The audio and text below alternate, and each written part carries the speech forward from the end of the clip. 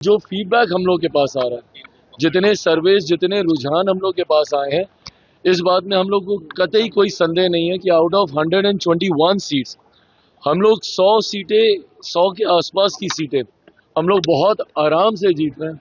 मैं खुद अगर अपनी सीटों की बात करूं, 14 सीटों पर हम लोग चुनाव लड़ रहे थे। मैं मरौड़ा को भी उसमें जोड़ रहा हूं, जिसमें निर्दलीय प्रत्याशी को एनडीए ने अपना समर्थन दिया। अगर मैं उनकी भी मैं बात करूं तो 14 की 14 सीटों पर कल रात भर तक हम लोग फीडबैक ले रहे थे।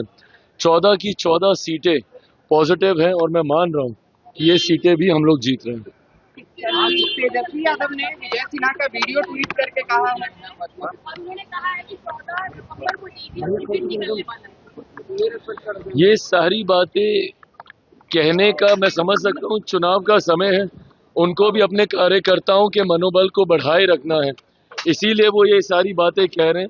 बट हर वो व्यक्ति जो बिहार की राजनीति को समझ रहा है और जो देख रहा है कि जिस तरीके से केंद्र सरकार हो, राज्य सरकार हो और पूरा एनडीए गठबंधन एकजुटता के साथ हम लोग चुनाव प्रचार में उतरे हुए हैं, इसमें कतई कोई संदेह नहीं है कि 14 नवंबर के बाद बिहार में हम लोगों की सरकार बनने जा रही है।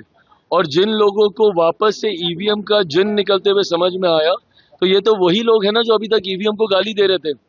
अब इन लोगों को एक नया बहाना मिल गया है एसआईआर का लेके, और वोट चोरी वोट चोरी वोट चोरी बोलकर ये अब नए बहाने के ऊपर ही आ गए।